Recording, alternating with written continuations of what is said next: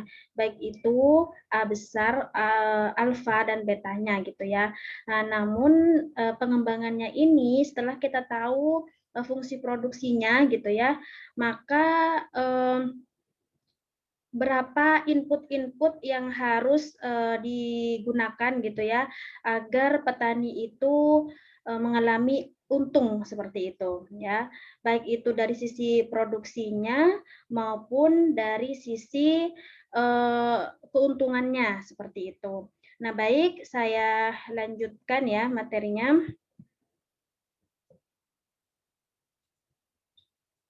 Yang pertama menggunakan pendekatan isokos ya. Ini isokos ini adalah sama dengan iso biaya. Mungkin waktu mata kuliah ekonomi mikro sudah dibahas ya. Jadi saya hanya mengingatkan kembali bahwa di dalam isokos ini merupakan menunjukkan kedudukan dari titik kombinasi penggunaan dua faktor produksi atau dua input ya dengan jumlah biaya atau dana yang sama ya. Isokos berarti biayanya sama ya. Kemudian dengan biaya yang sama tadi berapa kombinasi input yang harus digunakan sehingga dapat menghasilkan keuntungan atau produksinya maksimum. Seperti itu. Nah, di sini di tabel ini ditunjukkan bahwa terdapat penggunaan ya tenaga kerja dan modal gitu ya, di mana untuk menggunakan tenaga kerja dan modal tadi ya, atau K itu yang kemarin ya adalah kapital, sedangkan L-nya itu labor, itu anggarannya atau dana yang dimiliki oleh petani itu hanya sebesar Rp15,60 saja. Ya, bagaimana supaya dengan dana Rp15,60 ini petani bisa menghasilkan ya, bisa mendapatkan modal dan tenaga kerja yang dia gunakan seperti itu. Sedangkan untuk biaya tenaga kerjanya atau upahnya itu sebesar Rp4 ya, maaf, Rp4, dan harganya barang modalnya sebesar Rp10. Jadi ini adalah tetap kalau bicara harga ya, tidak berubah dalam waktu jangka pendek seperti itu. Saya ulangi lagi. Jadi untuk mendapatkan upah per tenaga untuk mendapatkan tenaga kerja itu harus mengeluarkan upah per orangnya itu sebesar Rp4, dan untuk mendapatkan modal ya per unitnya itu harus mengeluarkan dana sebesar Rp10. Nah, ini adalah contoh data gitu ya, di mana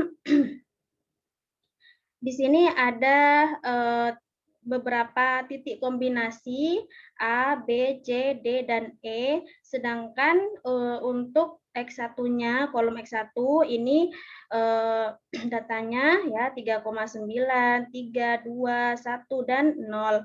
Sedangkan X2-nya 0, 0,36, 0,76, 1,16, 1,56. Nah, ini didapatkan dari mana ya? Jadi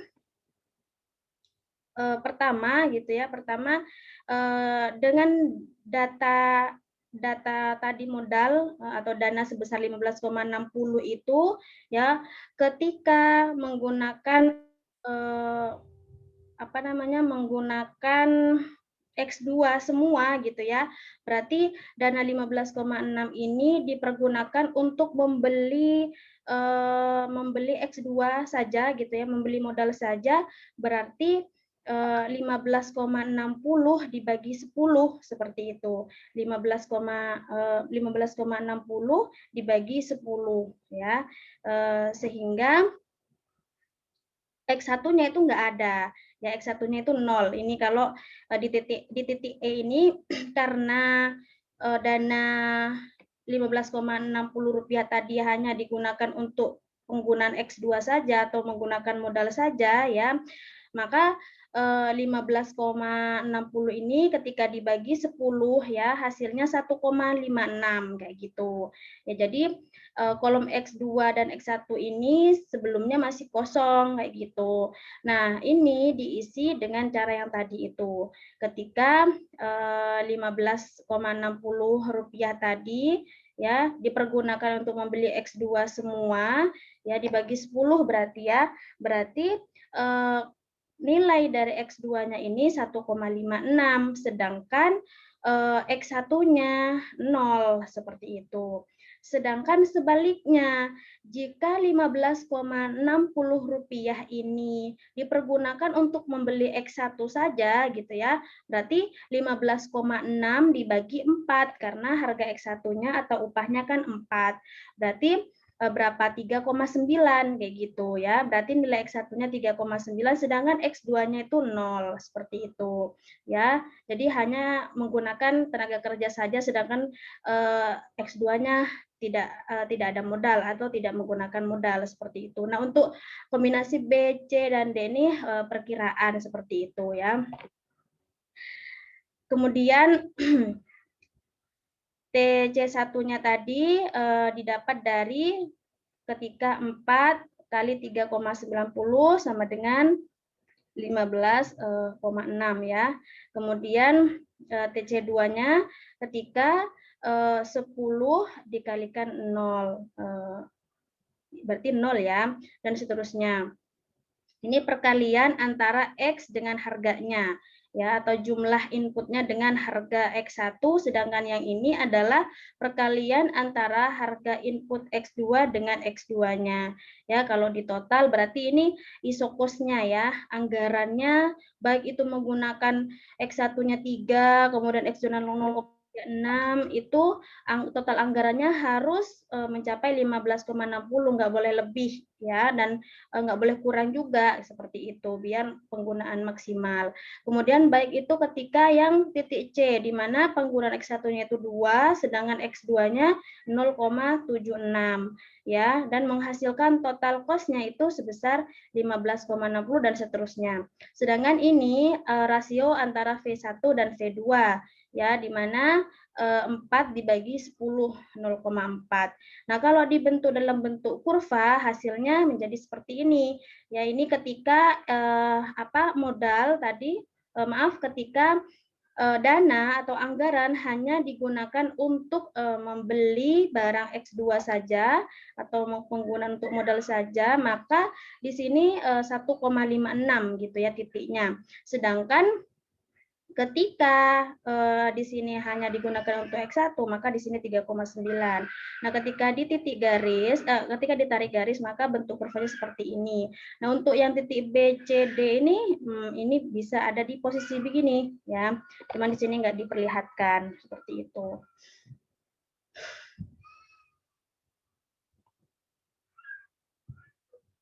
Nah, kemudian persamaan isokos dapat diturunkan dari persamaan TC.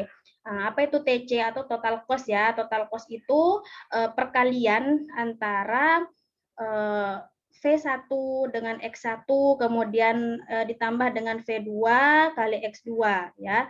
Ini penjumlahan dari biaya untuk membeli input X1 ditambah dengan biaya untuk membeli input X2. Nah, cara untuk mendapatkan nilai X1-nya itu maka harus diturunkan terlebih dahulu ya. DTC ini adalah diferensial ya. Jadi TC-nya harus diturunkan terlebih dahulu. Otomatis di sini juga harus diturunkan. Yang ruas kanannya juga harus diturunkan dengan V1-nya itu tetap ya karena harga itu dalam jangka waktu pendek itu tetap tidak berubah. Ya, baik V1 maupun V2-nya tetap. Nah, untuk mencari nilainya tadi supaya maksimum maka syarat ini ya syaratnya ya ini dicatat gitu ya. Syarat dari turunan isokosnya ini harus sama dengan 0. Ini tidak boleh tidak ya karena ini sudah menjadi ketentuannya. Jadi harus dijadikan 0 terlebih dahulu. Nah, ketika dijadikan 0 berarti DTC-nya sama dengan 0 ya, ini tinggal dituliskan lagi di sini. Nah, kemudian dipindah ruaskan ya, V kali DX1, V1 kali DX1 ini pindah ruas ke sebelah kiri sama dengan ya, jadinya negatif ya. Angkanya tandanya jadi negatif seperti itu. Sedangkan yang di sini tetap ada di ruas kanan. Nah, kemudian ini dikelompokkan dijadikan 1 dx2 per dx1. Ya, ini sebenarnya rumus yang ini hanya dibolak-balik saja ya. dx2-nya yang ini dipindah ke sini dibagi dx1 sama dengan ya minus yang ini, minus yang di sini minus V1 dibagi V2. Jadi rumus yang ini sebenarnya ya ini gitu ya, cuman ini aja dipindah bentuk saja seperti itu.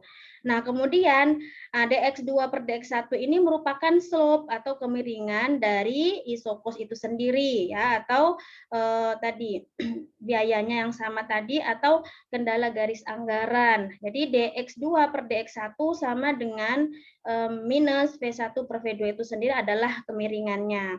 Ya, kemudian balik ke rumus yang tadi, TC sama dengan V1 kali X1 plus V2 kali X2. Nah, ini juga dipindah ruas juga, V2-nya dibawa ke sini, ya kan? Kemudian ininya minusnya, tanda minusnya di sini. Sebenarnya ini yang V2X2 ini harusnya tetap di ruas kanan, kayak gitu ya. TC-nya tetap di ruas kiri, kemudian tanda plusnya ini menjadi minus ya. Ini nanti kalau masih belum paham ini silakan dipelajari lagi ya cara merubah bentuk dari ruas kanan, ruas kiri seperti itu. Maka dari sini bisa diketahui nilai X2-nya ya. Kita cakkan ini kita dalam rangka untuk mencari tahu berapa sih input X1 dan X2 yang optimal ya. Jangan sampai tadi itu mana yang mau dipakai, apakah titik A, apakah titik B, apakah titik C, apakah titik D, apakah titik E, seperti itu.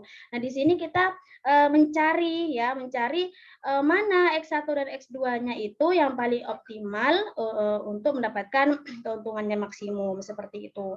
Maka ketika kita nanti mencari X2-nya ya sama dengan TC per V2 dikurangi V1 per V1 per V2 kali X1 ya. Nah, ini kalau sudah begini, nah tinggal nanti V1 kali X1 ya kan. Kemudian TC-nya tetap dikurangi V2 kali X2. Jadi ininya masuk ke sini gitu ya, V2-nya dikalikan ke sini. Kemudian nanti ini juga dijadikan 1. Terus jadinya ini ya kalau untuk mencari X2-nya nanti rumusnya ini. Sedangkan yang ini untuk mencari X1. Rumusnya tadi X1 ini tetap ya yang ini gitu.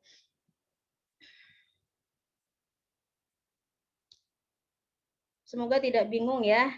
Jadi V1X1 sama dengan TC dikurangi V2X2 itu tadi sebenarnya rumus yang di atas kayak gini ya, rumus yang ini ya. Atau juga bisa dari sini juga. Toh juga ini sebenarnya cuma dibolak-balik saja gitu. Kalau lebih gampangnya ini kita mulai dari awal lagi dari sini. Hanya saja V1 kali X1-nya itu yang dipindah ke ruas sebelah kiri sama dengan karena kita dalam rangka untuk mencari X1-nya seperti itu. Ya, sehingga untuk mencari X1 sama dengan TC per V1 ya dikurangi V2 per V2 ya kali X2. Ini cuma merubah bentuk rumus aja ya. Jadi nanti ketika kalian mau mencari berapa sih X2-nya, ini kalian menggunakan rumus ini. Kemudian berapa sih X1-nya, kalian bisa menggunakan rumus yang ini. Seperti itu. Nah, untuk cara yang kedua, itu tadi kan cara yang pertama ya, menggunakan isopos. Sedangkan cara yang kedua bisa menggunakan expansion pad.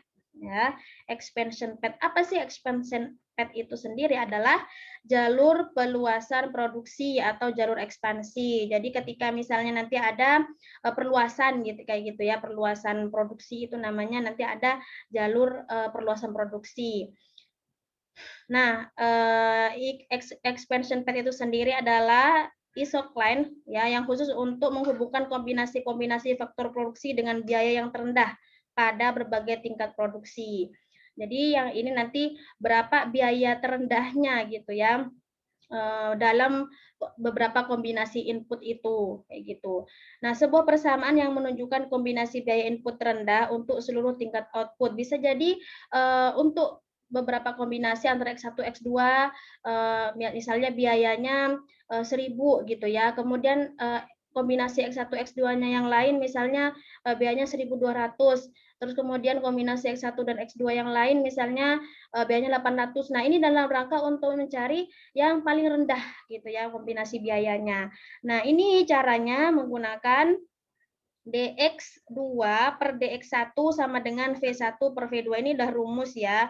Ini sudah rumus. Kemudian DX2 per DX1 sama dengan min MPP X1 per MPP X2. Ini juga rumus. Jadi untuk mencari expansion path, kalian bisa menggunakan rumus dua ini. Ya, bisa pilih salah satu. Yang pertama DX per DX1, DX2 per DX1 sama dengan V1 per V2. Sedangkan yang kedua DX2 per DX1 sama dengan min MPP X1 per MPP X2. Tergantung yang diketahui. Kalau yang diketahui harga berarti kalian cari menggunakan yang yang cara pertama. Kalau yang diketahui misalnya MPP atau produksi gitu ya kan MPP ini adalah delta ya. Delta X dan X1 ya untuk X1, sedangkan ini delta X2 seperti itu. Nah, apabila VMP X1 per V1 sama dengan VMP X2 per V2 itu sama dengan 1, maka disitulah nanti yang disebut expansion path-nya gitu ya. Sehingga jika ini rumusnya terpenuhi ya, jadi rumus yang harus kalian pakai nanti untuk mencari titik isuk lainnya itu adalah menggunakan VMP ya, VMP X1 per V1 sama dengan VMP X2 per V2 sama dengan 1. Seperti itu. Apa VMP itu? VMP itu adalah volume marginal product ya. Volume marginal product itu sendiri ini tolong dicatat adalah MPP kali harga output ya. Nah, ini kurva jalur expansion path-nya seperti itu. Ini kombinasi-kombinasinya. Nah, mana nih nanti yang paling bagus seperti itu.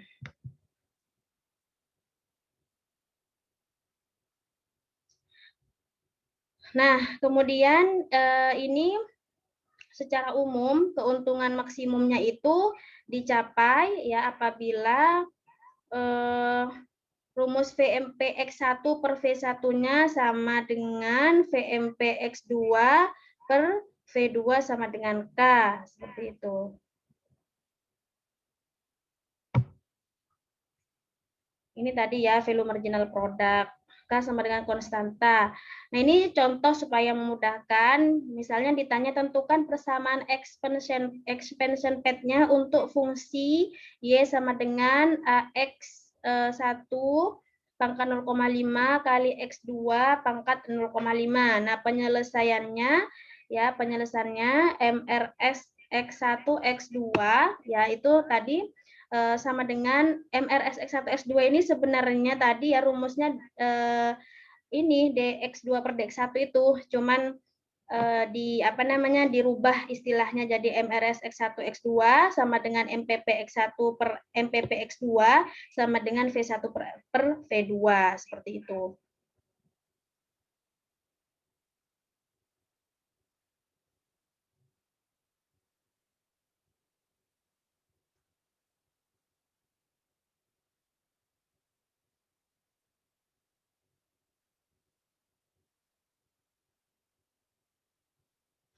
Baik, Nah, MPP X1 sendiri ya bisa kalian cari untuk X1-nya berarti 0,5, ini untuk X1 ya karena hanya MPP X1 saja. Berarti 0,5 kali A X1 1 dikurangi 0,5 ya. Rumus turunan kan 1 dikurangi 0,5 berarti maaf 0,5 dikurangi 1 berarti min 0,5 kan gitu ya. Sedangkan X2-nya karena ini bukan turunan X2 berarti X2-nya tetap ya tidak usah diturunkan karena yang diminta hanya MPP X1 saja. Nah, kemudian untuk yang MPP X2 sama ya jadi 0,5 yang di pangkat X2-nya ditaruh ke sini, kemudian A X1 0,5 tetap tidak berubah pangkatnya, kemudian X2 ya pangkat 0,5 dikurangi 1 jadi min 0,5. Nah, sama dengan X2 per X1 sama dengan V1 per V2 ini ya. Ini kalau dicoret-coret gitu ya, pada dicoret-coret ini jadi X2 per X1 saja ya. Ini kan bisa 0,5 bisa dicoret, kemudian AX1 hanya bisa dicoret, kemudian X1 0,5 bisa dicoret, kemudian ini yang ada hanya X2 per X1 saja. Sehingga untuk mendapatkan X2-nya maka V1 per V2 kali X1 ya. Dari sini bisa dicari nih X2-nya sama dengan V1 per V2 kali X1. Karena rasio V1 per V2 itu adalah konstanta atau B, maka persamaan expansion path linear X2 sama dengan BX1. Jadi ini ya, ini bisa dijadikan B atau konstanta seperti itu. V1 per V2 ini bisa dijadikan konstanta atau B seperti itu. Jadi X2 sama dengan BX1.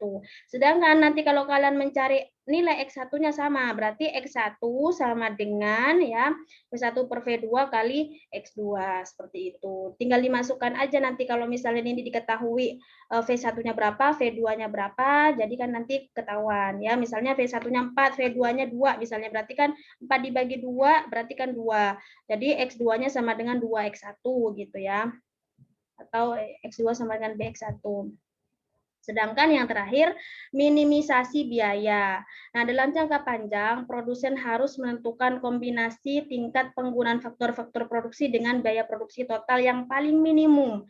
Sama halnya dengan yang tadi itu ya. Konsep tersebut dikenal dengan kriteria biaya terendah atau less cost kombinasi ya, combination, LCC. Jadi ini LCC ini adalah less cost combination, biaya terendah atau biaya minimum. Nah, dapat ditentukan dengan menggunakan isoquant. Nah, ini nanti bisa dibaca sendiri. Posisi LCC adalah titik persinggungan garis isokos dengan isoquant. Jadi dia menggunakan isokos juga menggunakan isoquant. Atau saat slope isoquant itu atau delta X2-nya per delta X1 sama dengan slope isokos ya. Masih ingat tadi ya slope isokosnya adalah V1 per V2. Nah, ini contoh less cost combination atau LCC untuk Y sama dengan 100 di mana PX1-nya adalah 1000 dan PX2-nya itu adalah 850. Ini harga ya, harga untuk input X1, harga untuk input X2. Nah, kemudian di sini ada beberapa titik kombinasi, X1-nya 1, X2-nya 6 gitu ya. Kemudian ini adalah delta X2 per delta X1-nya gitu kan. Tinggal dibagi gitu ya.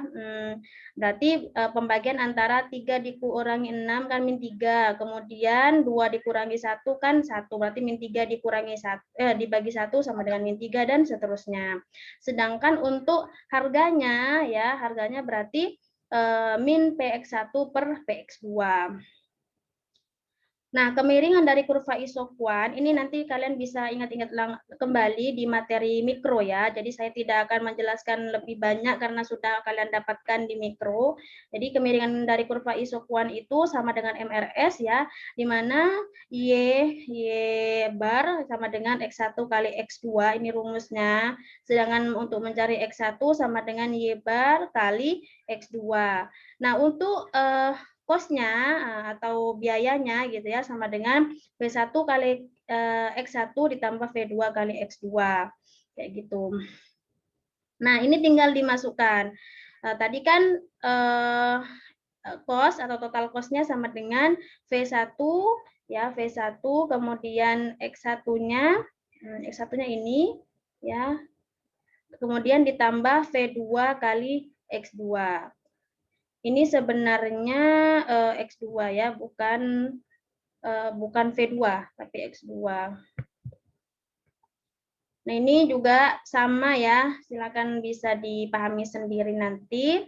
DC ini turunan ya, turunan dari DC per DX2 sama dengan min Y bar V1 ya per X2 kuadrat ditambah V2 sama dengan 0. Nah, ini harus disama dengankan 0 karena ketentuannya atau syaratnya itu harus keturunan dari cos-nya itu harus sama dengan 0.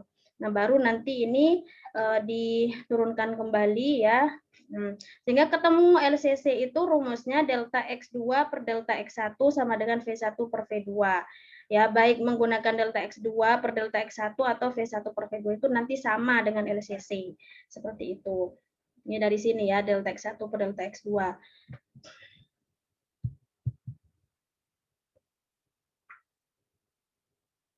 Nah, titik persinggungan antara kurva isokuadrat dengan isokos atau LCC adalah ya ini delta X1 per delta X2 sama dengan min V2 per V1 ya. Kemudian ini delta Y per delta Y dikali delta X per delta X2, delta X1 per delta X2 ya.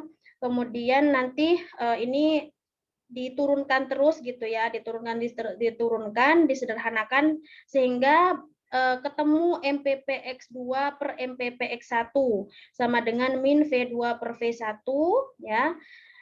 Nah, ini nanti dikalikan silang kayak gitu ya. MPP X2 kali V1, kemudian ini yang MPP-nya ditaruh di atas, kemudian MPP X1 ya kali V2 seperti itu. Nah, kenapa minus? Karena slope dari isokuan itu kan selalu minus gitu ya.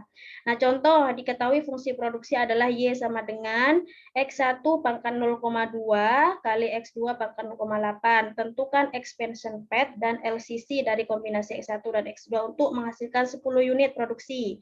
Bila harga X1 sama dengan 1 unit dan harga X2 sama dengan 4 unit.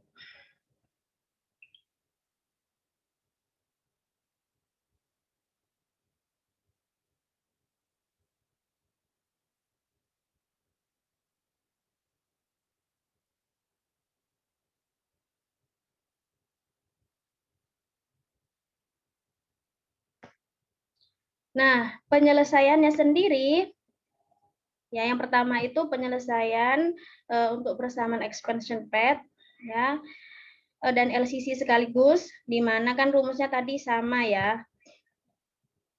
LCC itu sendiri delta X2 per delta X1, sedangkan delta X2 per delta X1 itu juga bisa dicari dari MPP ya, MPP. BPX2 dan BPX1 seperti itu. Nah, sehingga ini bisa sekaligus seperti itu cara mencarinya. Nah, LCC sama dengan MPP X1 sama dengan MPP X2 ya, MPP X1 per PX1 sama dengan MPP X2 per PX2. Jadi nanti ini P maupun V itu sama-sama harga ya. Sama-sama harga dari inputnya ya, sama-sama harga dari inputnya, hanya saja beda simbol. Ada yang menggunakan V, ada yang menggunakan P, seperti itu.